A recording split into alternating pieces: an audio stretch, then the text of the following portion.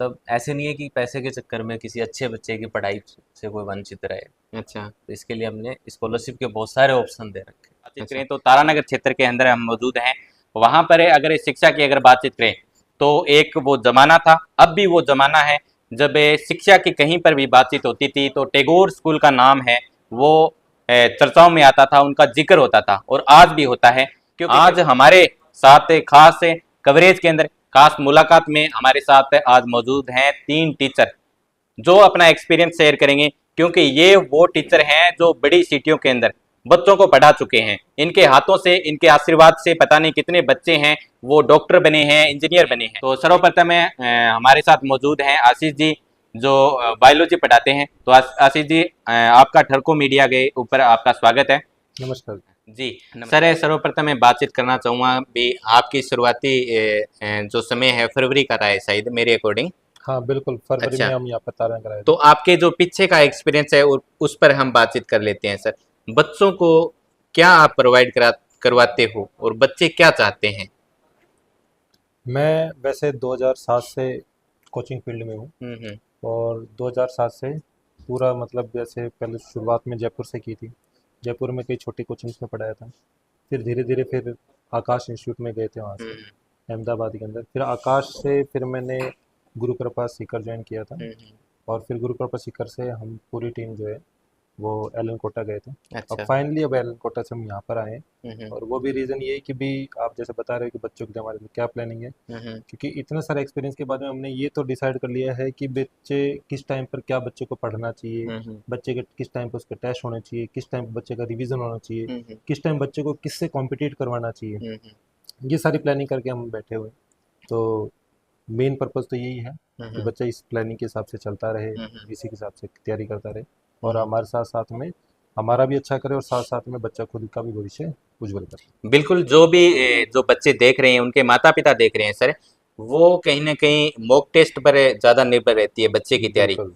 और उनका एक आधार भी बनता है कि हमें कितना स्कोर है वो करना है और बूस्ट भी करना है। तो बिल्कुल। उनको लेकर आपकी क्या कुछ रणनीति रहती है? मॉक टेस्ट किस तरीके से तैयार करवाते हैं और जो एग्ज़ाम होता है उनके अनुसार तैयार करवाते हैं, वो आप बताएं थोड़ा।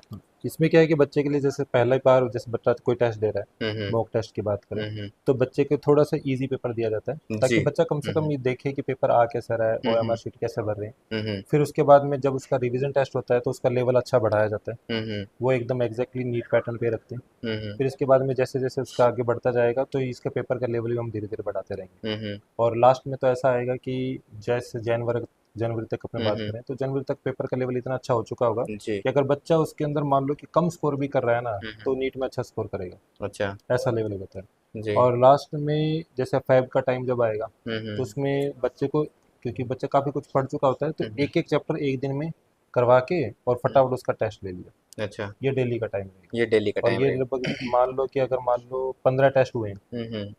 तो 15 टेस्ट के हिसाब से टोटल 3 सब्जेक्ट हो गए, फिजिक्स हम्म। केमिस्ट्री बायो, हम्म। तो 45 टेस्ट वो हो जाएंगे। हम्म। और जब बच्चा इसमें कॉम्पिटिट करने लग जाता है तो बच्चे का सिलेबस भी कवर हो जाता है और हम्म। कवर होने के बाद में हम्म। लास्ट में सभी बच्चों को एक साथ बिठा के, चाहे वो अच्छा। 11th का हो, चाहे वो 12th का हो, चाहे हम्म। फिर मान लो लीडर का हो, हम्म। सभी बच्चों को एक साथ देखते हैं हम्म। कि वो इस कंपटीशन में कहाँ पे ठहर रहा बिल्कुल सर। है। हाँ एक जो अमूमन सवाल निकल कर आते हैं आशीष जी, ये रहता है कि बच्चे जैसे आप तैयारी करवाते हो बच्चों को, तो हम्म, उनको एडिशनल मैटर आप किस तरीके का प्रोवाइड करवाते हो कि एग्जाम का जो पैटर्न रहने वाला है उसके हम्म, अकॉर्डिंग क्वेश्चन आते हैं, लेकिन हम्म, आपको भी पता है भी 4-5 क्वेश्चन माने या फिर जितने भी क्वेश्चन हो वो एक्स्ट्रा मैटर से भी निकल कर आते हैं, बिल्कुल। तो वो आप थोड़ा बताएं जी। देखो वैसे तो हमारा जो क्लासरूम में जो हम नोट्स लिखवा रहे हैं जी। वो मोर देन सफिशिएंट है, उससे हम्म। पेपर बाहर नहीं जाता है ना।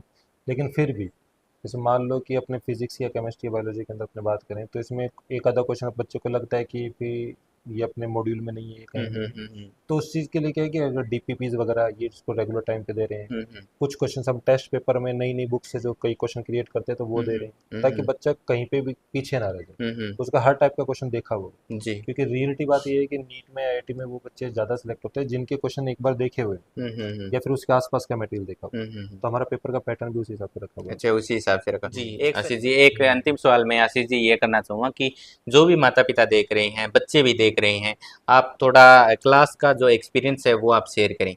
मतलब जैसे बच्चों को किस तरीके से पढ़ाते हो, कोई डायग्राम के माध्यम से या फिर कोई चीज़ एक्स्ट्रा, हाँ हाँ, वो थोड़ा ये बताएं। बताएं। हम्म। जैसे मैं बायोलॉजी का टीचर हूँ, तो जी। बायोलॉजी के हिसाब से मैं बात कर रहा हूँ, तो कई जो हैं वो थ्योरी थ्योरी लिखवाते रहते हैं, हम्म। और बच्चे को थ्योरी में इंटरेस्ट कम ही आता है। हम्म। मैं मैक्सिमम कोशिश करता हूँ कि बच्चे को डायग्रामेटिकली पढ़ाएं, उस बच्चे हम्म। को फील करवाएं कि रियलिटी में कोई एनिमल देख रहे हैं या फिर किसी चीज़ को देख रहे हैं तो वो कैसे देखें। जी। जैसे मान लो कि अभी मैं बच्चों को बता भी रहा था, मैंने हम्म। अभी टॉपिक पढ़ाया था एक, एनिमल किंगडम। उस टॉपिक में मैंने बच्चों को ये फील करवाया कि जब भी किसी एनिमल को देखो तो आपको उसमें वो चीज़ें दिखाई देनी चाहिए, हम्म। है ना, कि जैसे मान लो कि इस एनिमल में ये इसकी क्वालिटीज़ हैं, तो हम्म। जब भी उस एनिमल को देखो तो क्वालिटीज़ दिखाई दें आपको, जी ना कि बिल्कुल। वो एनिमल दिखाई दे। हम्म। ये है मेन, ताकि बच्चा हम्म। क्या है कि वो लाइफ टाइम के लिए उसके लिए साथ कनेक्ट होता है और बच्चा भूलता नहीं है इसे। हम्म। यानी कि समय की पावर है वो बढ़ाते हो आप। हाँ बिल्कुल। बिल्कुल, धन्यवाद आशीष जी आपका।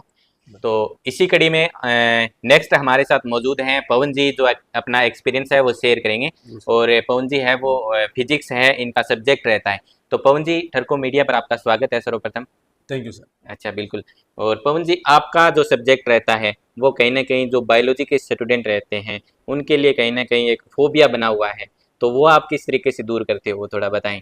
देखो, फोबिया तब बनता हाँ। है सर जब बच्चा रटने की कोशिश करता है। जी। हमारी कोशिश रहती है बच्चा पहले कंसेप्ट हम्म। को समझे फिजिक्स हम्म। का, इजी इजी क्वेश्चन लगाए। हम्म। बच्चा क्या है, थ्योरी थ्योरी पढ़ने में बहुत ज़्यादा विश्वास रखता है, नीट में हम्म। प्रिपेयर करता है। अब वो जितने ज़्यादा न्यूमेरिकल करता है, हमारी कोशिश यही रहती है बच्चा खुद ही न्यूमेरिकल करे करे हम्म।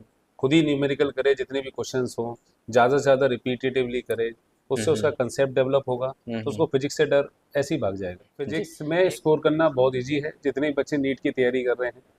यदि प्रॉपर एक सिस्टमेटिक टॉपिक को पढ़ा जाएगा, हम्म। बिल्कुल मैं जैसे पहले भी आपको बताया अभी कि आप टॉपिक को समझिए। जैसे कोई जी। भी आप चैप्टर पढ़ रहे हो, हम्म। उसके जो टर्म्स हैं उनको बहुत क्लियरली समझें। हम्म।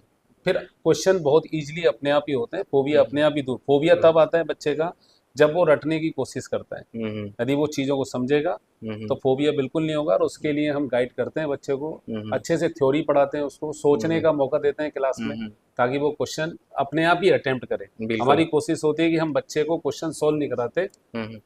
कंसेप्ट बताया, बच्चे को करने को देते हैं क्वेश्चन को, और हम्म। बच्चा खुद ही करता है तो उसका दिमाग खुलता है उससे। जी तो बिल्कुल। हमारी कोशिश यही रहती है पूरी क्लास में। बिल्कुल सर, एक मैं बातचीत करना चाहूँगा आधार सतम की, वो है मॉक टेस्ट। उनके अंदर कहीं ना कहीं बच्चा है वो लोएस्ट स्कोर करता है, हाईएस्ट स्कोर करता है तो वो इसके हिसाब से आगे बढ़ता है। अगर लोएस्ट स्कोर करता है तो आप किस तरीके से उनको मोटिवेट करते हो कि बच्चा आगे बढ़ सके? अपना जो एक्सपीरियंस है वो बताएं सर। हम उसको डाउट काउंटर पे बुलाते हैं, उसकी हम्म। प्रॉब्लम सुनते हैं, हम्म। और उसकी पहले प्रॉब्लम जानते हैं कि भाई वो क्यों नहीं कर पा रहा है क्वेश्चन को। हम्म। फिर हम्म। उसको टैकल करते हैं, हम उसको हम्म। समझाते हैं, बेटा ऐसे पढ़ ऐसे पढ़ ऐसे पढ़। तो हम्म। अगले टेस्ट में जरूर कई बच्चों ने, बहुत बच्चों ने इम्प्रूव किया है, ये जी हमने बिल्कुल। देखा। बिल्कुल, एक अंतिम सवाल ये भी है, हम किसी पर कटाक्ष नहीं कर रहे हैं लेकिन एग्जाम्पल के तौर पर हम कुछ सिटियों के नाम है वो ले रहे हैं। एग्जाम्पल के तौर पर अगर हम बातचीत करूं तो सर की कोटा, सीकर, इसके अलावा जयपुर, जो सिटियां हैं वो निकल कर सामने आती है। तो उनके अंदर आपका एक्सपीरियंस किस तरीके का रहा है और यहाँ का एक्सपीरियंस है वो किस तरीके का अभी है? भी बच्चों को कौन कौन सी चीज़ें प्रोवाइड करवाते हैं वहाँ पर? बच्चों का कुछ अलग ही लेवल निकल कर आता देखिए, है यहाँ जैसे पर कोटा। सभी स्टाफ जो है, जितने भी स्टाफ हमारे यहाँ पर है, वो सभी बच्चों से बहुत ही घुल मिल के रहता है। उसकी एक प्रॉब्लम अलग ही मतलब उसको घर जैसा। उसकी प्रॉब्लम को सुनता है। हमने भी कोटा में पढ़ा है, 3 साल कोटा में पढ़ा है, अच्छा। 12 साल गुरुकुलम में पढ़ा है। हम्म। यहाँ पे बच्चे और टीचर का एक कनेक्शन हमने बनाया हुआ है, हम्म। ताकि वो कभी भी आके डाउट अच्छा। पूछ सके। हम्म। अपना 8 बजे तक डाउट काउंटर रहता है। जैसे हम्म। मॉर्निंग में क्लास 1 बजे खत्म हो जाती है, हम्म। मतलब 2 बजे 3 बजे यहाँ पर आकर बैठ के पढ़ता रहता है। टीचर क्लास में, टीचर घूमते फिरते रहते हैं तो उनसे आके डाउट पूछता है। हम्म। एक कनेक्शन है। तो हम्म। बच्चा यहाँ पे ऐसे कोई डिप्रेशन में नहीं रहता है, वहाँ पे बहुत प्रेशर में रहता है, यहाँ पे बिल्कुल। कोई प्रेशर नहीं फील करता है। वो तो चलो सर, बच्चों का कनेक्शन है। एक आप ये भी बताएं भी तारानगर में आपका कनेक्शन कैसा है? भी आप वहां पर पढ़ाकर आए हो बच्चों को, फिर तारानगर के अंदर आप आए हो, वो थोड़ा नहीं, बहुत बताएं। अच्छा कनेक्शन है यहाँ हाँ। बच्चे।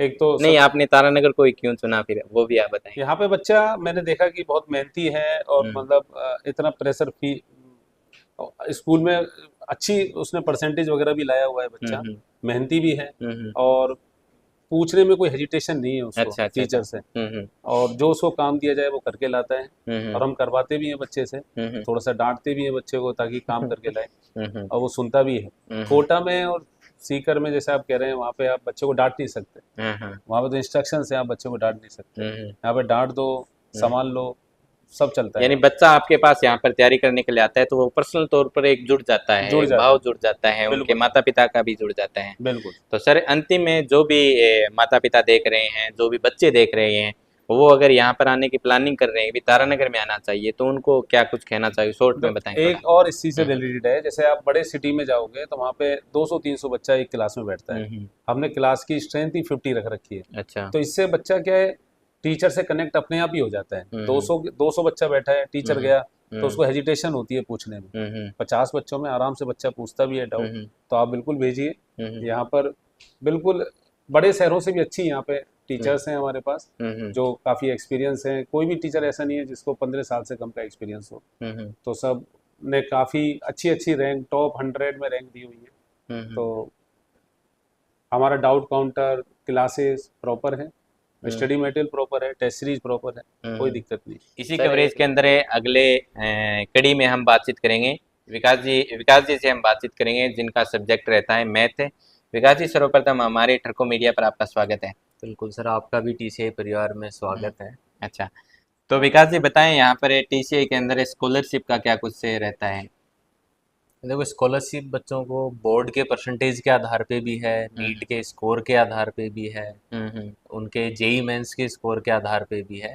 मान लो इन सब में भी किसी बच्चे का अच्छा स्कोर नहीं है तो हर संडे को एक पेपर होता है टीसेट, जो टैगोर स्कॉलरशिप टेस्ट के नाम से। तो वो पेपर देख के भी मतलब 90% तक की स्कॉलरशिप बच्चा पा सकता है। अच्छा, ठीक है, तो मतलब ऐसे नहीं है कि पैसे के चक्कर में किसी अच्छे बच्चे की पढ़ाई से कोई वंचित रहे। अच्छा, तो इसके लिए हमने स्कॉलरशिप के बहुत सारे ऑप्शन दे रखे हैं। अच्छा, ये बच्चे के लिए करना है, बच्चे के लिए लगे हुए हैं। बिल्कुल। तो विकास जी, नए जो बैच है वो कब से स्टार्ट हो रहे हैं और अभी जो चल रहे हैं उनका भी आप बताएं। देखो, अभी जो 12 जून को एक नया बैच स्टार्ट होना है अपना, मतलब ये तो आई गई। इसके जो नेक्स्ट बैच है 16 जून को है हमारा, जिसमें मतलब जो 11th के 12th पास के जो बच्चे हैं, लीडर के जिनको हम बोलते हैं, नीट के, आईआईटी के, उनके बैचेज स्टार्ट। अच्छा, उनके स्टार्ट है।